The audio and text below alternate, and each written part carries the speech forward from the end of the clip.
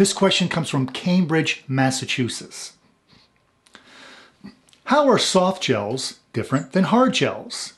How are they different than the new thick gels that are applied from tubes? All of these UV gels are based on acrylic ingredients and cure by acrylic chemistry. They are surprisingly similar and not as different as you may think. The main difference between hard and soft gels is the addition of a small amount of softening agents called plasticizers. Usually, these amount to 8% or less of the total formulation. Plasticizers increase flexibility by filling in microscopic spaces found inside the enhancement. This allows the coating to bend more easily. A common example of a plasticizer is a leather conditioner, which keeps leather soft and pliable by filling in the voids inside the leather.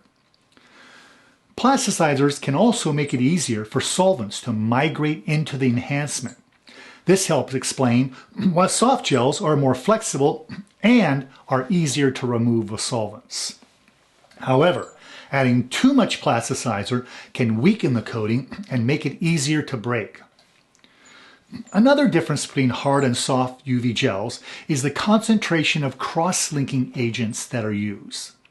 Soft UV gels contain fewer cross-linking agents, which also makes them more easily to remove.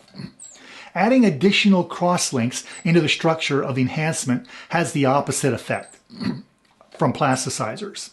This will make the enhancement more rigid and more solvent resistant.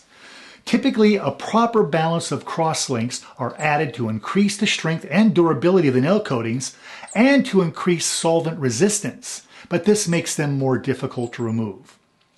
Also, adding too many cross-links can make the coating overly rigid and brittle. So you can see there are trade-offs to using cross-linkers and plasticizers. Too much of either can ruin the properties of the coating. A wise formulator will carefully balance these two types of ingredients to achieve the best properties. This also helps explain why enhancements, which are easier to remove, usually are more flexible and less durable. Other than this, there's virtually no difference between hard gels and soft UV gels. Now, to address the second part of your question, some UV gels have a thickening agent added to them, and these are applied from a squeeze tube.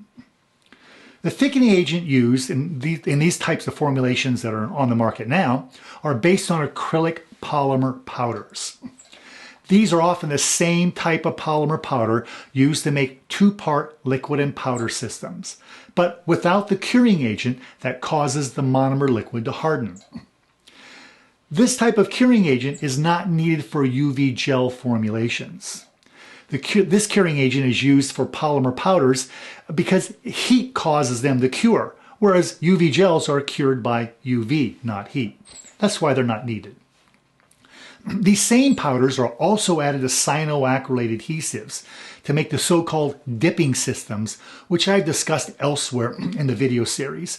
And they're added to cyanoacrylates to thicken them up and make them have more gel-like properties or thicker properties.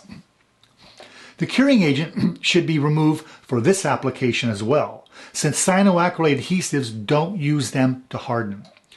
Instead, moisture causes cyanoacrylate monomers to harden. Not only do acrylic polymer powder products thicken the consistency of UV gels and cyanoacrylates, these thickeners help to improve the durability and increase crack resistance, making them stronger.